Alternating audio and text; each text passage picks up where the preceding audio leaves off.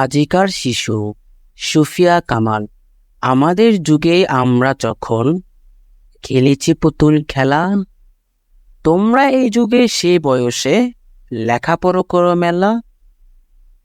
আমরা যখন আকাশের তলে উড়িয়েছি শুধু ঘুরি, তোমরা এখন কলের জাহাজ চালাও গগন জুড়ি। উত্তর মেরু দক্ষিণ মেরু সব তোমাদের জানা। আমরা শুনেছি সেখানে রয়েছে জিন পরি দেওডানা। পাতালপুরীর অজানা কাহিনী তোমরা শোনাও সবে। মেরুতে মেরুতে জানা পরিচয় কেমন করিয়া হবে। তোমাদের ঘরে আলোর অভাব কবু নাই হবে আর। আকাশ আলোক বাদিয়ানি দূর করিবে অন্ধকার। তোমরা আনিবে ফুল ও ফসল পাখি ডাকা রাঙা বোর। জগৎ করিবে মধুময় প্রাণে প্রাণে বাদী প্রীতি ডোর। আশা করি তোমরা কবিতাটা ভালোভাবে আবৃত্ত শুনেছ এবং তোমরাও চেষ্টা করবা আবৃত্ত করার জন্য। তো আমরা তারপর দেখি কি আছে এখানের মধ্যে। দেখো কিছু শব্দের অর্থ দিয়ে দিয়েছে এবং কিছু শূন্যস্থান পূরণ করে দিয়েছে। একটু খেয়াল করে আমরা দেখো এখানে কি বলেছে, অর্থাৎ শব্দ শিখি। এখানে গগন অর্থ কি? গগন অর্থ হচ্ছে আকাশ। তারপরে কাহিনী অর্থ গল্প বা ঘটনা, কেমন। তারপরে এখানে কিছু শূন্যস্থান দিয়ে দিয়েছে। দেখি এখানে বলছে ঘরের ভিতর থেকে শব্দ নিয়ে খালি জায়গা পূরণ করে বাক্য বলি ও লিখি। অর্থাৎ এখানে প্রীতি, ঘড়ি, শরীর, পাখি, এখানে কিছু শব্দ দিয়ে দিয়েছে আর শব্দগুলো এই যে এখানে শূন্যস্থানের মধ্যে বসানো হবে। তো একটু খেয়াল করে এখানে কি বলেছে, শিশুরা আকাশে ড্যাশ উড়াচ্ছে। বলতো শিশুরা আকাশে কি উড়াচ্ছে? ঘুড়ি উড়াচ্ছে। তাহলে এখানে আমরা কি লিখবো? ঘুড়ি লিখবো। তোমরা চাইলে একটা কাজ করতে পারো, এখানে যেহেতু 1 নাম্বার শেষ সেজন্য তোমরা এখানে 1 লিখে ফেলবা, অর্থাৎ দাগায় ফেলবা। তো দাগায় ফেললে তোমাদের জন্য সুবিধা হবে। তারপরে দেখো ড্যাশ ভালো থাকলে মন ভালো থাকে। বলতে কি ভালো থাকলে মন ভালো থাকে? শরীর ভালো থাকলে মন ভালো থাকে। তাহলে এখানে আমরা কি লিখবো? শরীর লিখবো।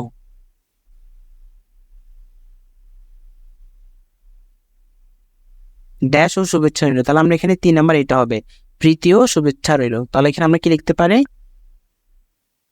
প্রীতি ও শুভেচ্ছা রইল। তারপর দেখো ভোরে ড্যাশ ডাকে। ভোরে কি ডাকে বলো তো? ভোরে পাখি ডাকে। তাহলে আমরা এখানে কি লিখবো? ভোরে পাখি ডাকে। আশা করি তোমরা শূন্যস্থানটা পারবা। তারপরে দেখো এখানে কি বলা হয়েছে, বাক্য গঠন। এখানে বাক্য বলি ও লিখি। এখানে কিছু বাক্য দিয়ে দিচ্ছে, এখানে আমাদেরকে লিখতে হবে। তারপরে আগের চরণটি বলি ও লিখি। অর্থাৎ আমরা যে কবিতাটা পড়েছি, আবৃত্তি করেছি, সেখানে কিছু আগে শব্দ কি হবে সেগুলো লিখতে হবে, আর পরে শব্দ কি হবে সেটা লিখতে হবে।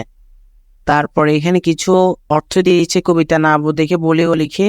তারপরে এখানে দেখো আগের এখানে কিছু একই অর্থে শব্দ দিয়ে দিয়েছে, তারপরে কবিতা না দেখে বলি ও লিখি।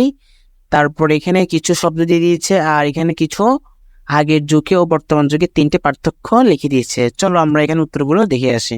শিক্ষার্থীরা দেখো আমরা এখানে শব্দগুলো দিয়ে বাক্য কিভাবে তৈরি করব। অন্ধকার দিয়ে আমরা লিখতে পারি আমরা অন্ধকার দূর করব। তারপরে দেখো ফসল দিয়ে আমরা কি লিখতে পারি? ফসল কৃষক চাষ করেন। তারপর কাহিনী দিয়ে আমরা কি লিখতে পারি? অজানা কাহিনী আমার ভালো লাগে। তারপরে 5 নাম্বার পরিচয় দিয়ে আমরা কি লিখতে পারি? তোমার পরিচয় দাও।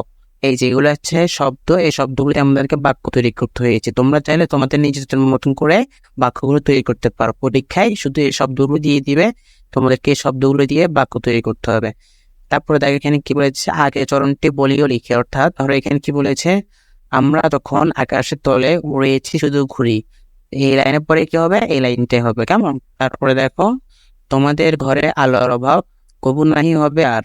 তো এই লাইনের পরে কোন লাইন হবে বলো তো? এই লাইনের পরে এই লাইনটা হবে। আশা করি তোমরা এটা বুঝতে পেরেছো।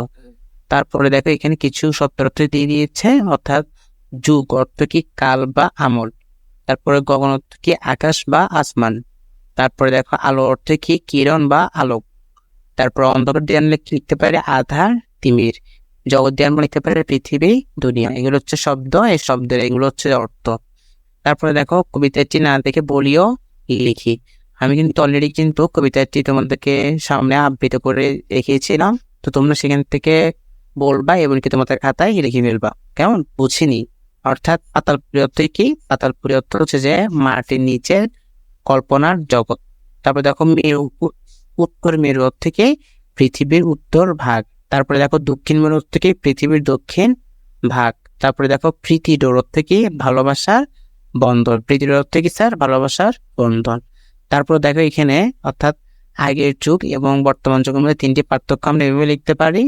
ধরো আগের যুগে হচ্ছে যে মানুষ লাঙল দিয়ে চাষ করতো, আর এখন হচ্ছে কি হবে? মানুষ ট্রাক্টর দিয়ে চাষ করে, এটা কিন্তু পার্থক্য। তারপরে দেখো 2 নম্বরে মানুষ হারিকেন জ্বালাতো। আগে কিন্তু মানুষ হারিকেন জ্বালাতো, আর এখন মানুষ কি করে? বৈদ্যুতিক বাতি জ্বালায়। 3 নম্বর দেখো মানুষ চিঠির মাধ্যমে তথ্য আদান প্রদান করতো আগে, আর এখন হচ্ছে কি মোবাইল দিয়ে তথ্য আদান প্রদান করছে। আশা করি তোমরা এটা বুঝতে পেরেছো। আর যদি বুঝে থাকো অবশ্যই আমাদের ইউটিউব চ্যানেলটি সাবস্ক্রাইব করে রাখবা পরবর্তী সকল ভিডিওগুলো পাওয়ার জন্য। তাছাড়াও আমাদের ইউটিউব চ্যানেলে প্লেলিস্ট আকারে অন্যান্য বিষয়ের সাবজেক্টগুলোও ক্লাস দেওয়া আছে, তোমরা সেখান থেকে দেখে নিতে পারো। সবাই ভালো থাকবা, সুস্থ থাকবা। আসসালামু আলাইকুম ওয়া রাহমাতুল্লাহ।